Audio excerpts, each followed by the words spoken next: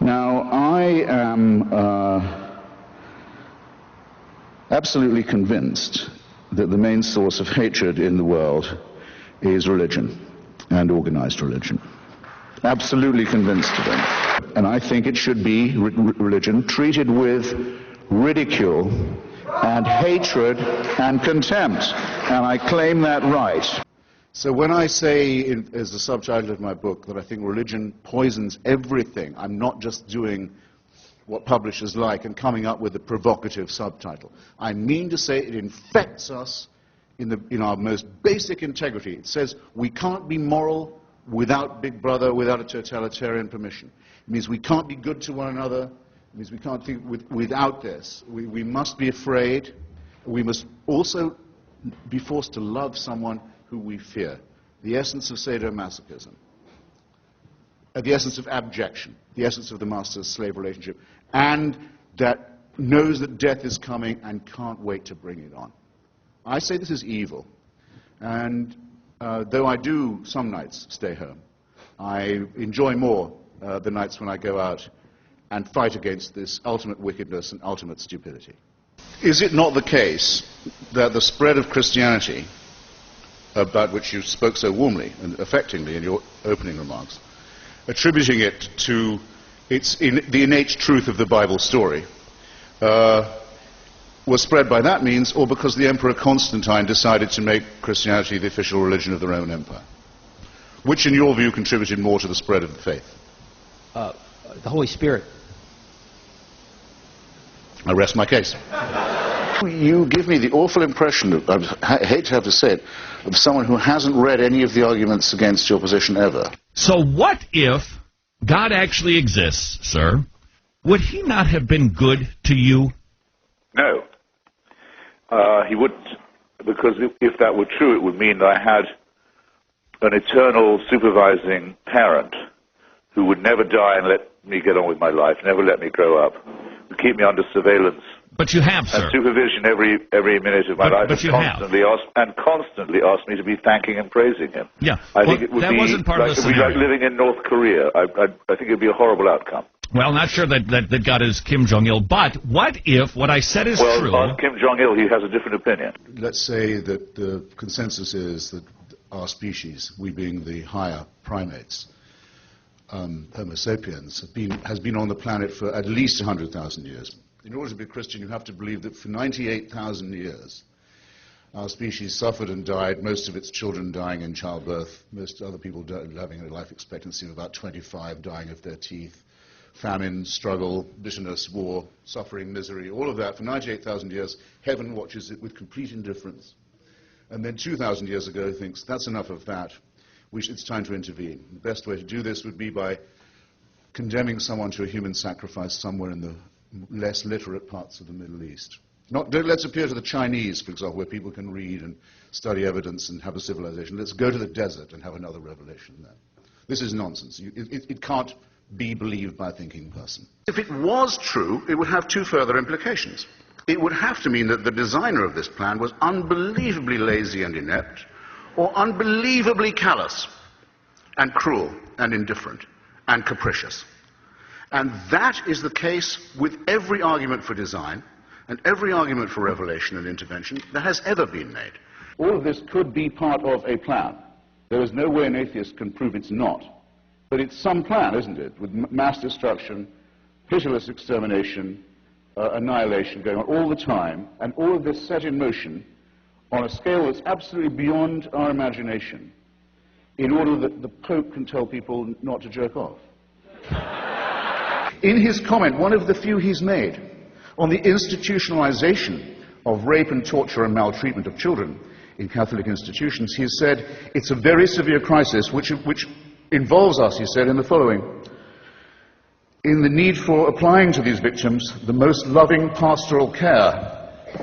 Well, I'm sorry. They've already had that. The rape and torture of children is not something to be relativized. It's not something to be excused as a few bad priests. It's the crime that cries out for punishment. It's the thing that if we were accused of on this side of the house, we would die rather than admit. And if we were guilty of it, would kill ourselves. Your view would be the same as mine, that child sacrifice is reprehensible, would it not? Did Abraham think child sacrifice was an okay idea? He obeyed God and God intervened. The ultimate question is, does God think child sacrifice, since he sent his own son to be the ultimate sacrifice? Well, he appears to be in favor of it. He does appear to be in favor of it, but in context. You and I agreed that we were not. I'm asking. Not scorning the three delightful children who result, who are everything to me and who are my only chance of even a glimpse of a second life, let alone an immortal one. And I'll tell you something, if I was told to sacrifice them to prove my devotion to God, if I was told to do what all monotheists are told to do, and admire the man who said, yes, I'll gut my kid to show my love of God, I'd say, no, fuck you. What about Fräulein Freisel in Austria, whose father, unwilling to get out of the way, kept her in a dungeon where she didn't see daylight for 24 years, and came down most nights to rape and to sodomize her, often in front of the children who were the victims of the previous attacks and offenses. Imagine how she must have begged him. Imagine how she must have pleaded. Imagine for how long. Imagine how she must have prayed every day, how she must have beseeched heaven. Imagine, for 24 years, and no answer at all. Nothing.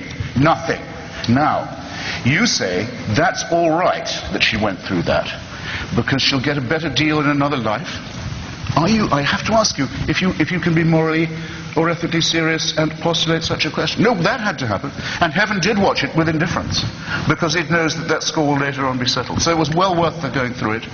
She'll have a better time next time. I don't see how you can look anyone in the face, or live with yourself, and say anything so hideously, wickedly immoral as that, or even imply it. There, that's my answer. Do you believe that God, if he's provided everything for you, has rights on your life? No. Because? Why should he? What gives him this right? Because he owns you. He's created everything for you. He's kept you alive. I don't want to be owned. I don't want to be owned, and I don't recognize anyone's right to own me. So ownership is a bad thing? Of people, yes. Oh, okay. It's been widely considered. I mean, I know the Bible does call for slavery, as it calls for genocide, but that doesn't make it right. It is a horrible idea that there is somebody who owns us, who makes us, who supervises us, waking and sleeping, who knows our thoughts, who can convict us of thought crime, thought crime, just for what we think, who can judge us while we sleep for things that might occur to us in our dreams, who can create us sick, as apparently we are, and then order us on pain of eternal torture to be well again. To demand this, to wish this to be true, is to wish to live as an abject slave. You've made the worst concession already. You've already said you're a slave. So, well, absolutely. After that, mere obedience to orders is a small offense. I readily admit that I'm a slave. I'm a slave of the Lord Jesus Christ. I'm glad of your chains. Yeah. Well, it's absolutely fine for you, but you must leave me out of it. I don't want to be told that I have to obey these laws too, or that my children have to be taught this in school, or that laws have to be written to gratify the bizarre beliefs of a cult like yours. Well, but that's the thing I would need you to understand. You're quite sure. happy to believe this. Why can't you keep it to yourself? Why can't you keep your atheism to yourself? Because the religious won't allow me to. Because every time I open the paper, there's another instance of theocratic encroachment on free society, which I won't put up with which I will not put. Well, so that's clear. What about the most important minority in the history of the world? Those who have never believed in God, those who believe that an ethical life is possible without religion. We have to be insulted and outraged every day by what we see, what we read. By slaughter and murder. Slaughter and murder and barbarism and insult and superstitious nonsense. We do not reply in kind. We don't say, we'll go and kill you if you go on insulting us like this. Do we get no credit for saying this? When has anyone ever said, what's it like to be insulted, as someone who thinks that civilization's a real thing? Why is it always interfaith? Why is it always interdenominational? Why can't we say that all of these cults are equal and equivalent glimpses of the untrue? I know what's coming. I know no one beats these odds. And it's a matter of getting used to that and growing up and realizing that you're expelled from your mother's uterus as if shot from a cannon towards a barn door studded with old nail files and rusty hooks. It's a matter of how you use up the intervening time in an intelligent and ironic way, and try not to do everything ghastly to your fellow creatures. I think it will one day be admitted with shame that it might have been in error to say that AIDS is bad as a disease, very bad, but not quite as bad as condoms are bad, or not as immoral in the same way.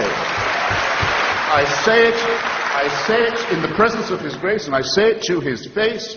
The preachings of His church are responsible for the death and suffering and misery of millions of His brother and sister Africans, and He should apologize for it. He should show some shame. There's another immoral injunction. Go love your own enemies, don't be loving mine. My enemies are the theocratic fascists. I don't love them, I want to destroy them. For condemning my friend Stephen Fry for his nature, for saying you couldn't be a member of our church, you're born in sin. He's not being condemned for what he does, he's being condemned for what he is. You're a child made in the image of God. Oh no, you're not. You're a faggot. And you can't join our church and you can't go to heaven. This is disgraceful. It's inhuman. It's obscene. And it comes from a clutch of hysterical, sinister virgins who've already betrayed their charge in the children of their own church. I would posit to you, Christopher, that there is no fundamental difference between what the Israelites did to the Amalekites and their surrounding neighbors or enemies than what the United States did justly in going into Iraq. Whether we did it principally for moral reasons, it certainly had a moral... Can you possibly for 1 second be morally serious as a human being and say that? Well, yes, I can. We fulfill what Iraqis did we exterminate? What Iraqis did we enslave? What Iraqi virgins did we keep for our soldiers, having killed the rest of their families? Well, what are you talking about, sir? But That's Listen, what I said. You took up all the time for my answer with your long, rather unlettered question. Oh. If you want to get good people to do wicked things, you need religion. What do I mean by that? I mean to say that who, when they see a newborn baby arriving in their life, if anyone's ever thought, even myself, well, maybe there is something to this. Look at the perfection of this little bundle. But they said, I tell you what, though, before we go any further, we need to get a sharp knife or a stone from somewhere and start hacking away at the genitalia of this little bundle. Because if we don't, we won't be doing God's will. Now, no moral person would do such a thing unless they thought it was divinely warranted. Christopher, I've got to call you down on referring to circumcision as genital mutilation. My son cried more at his first haircut than he did at his bris. And statistically... You weren't doing it right then. Statistically, the only long-term effect that it seems to have on people is it increases their chances of winning a Nobel Prize. I can't find the compulsory mutilation of the genitals of children a subject for humor in that way, or flippancy in that way. What if a Muslim was to say to you just now, my little girl cried more at her first haircut than when I cut off her clitoris? What would you think of me if I was to say such a disgusting thing? That a person as humane as yourself can sit here and think of that as a fit subject for humor shows what I mean. Religion makes morally normal people say and do disgusting and wicked things, and you've just proved my point for me. Well, I want to make it clear in our closing moments here, Christopher. I don't consider you an enemy. I don't consider you... But I'm very sorry to hear that. Well, I know, because you want me to be your enemy. Excuse me, you are my enemy.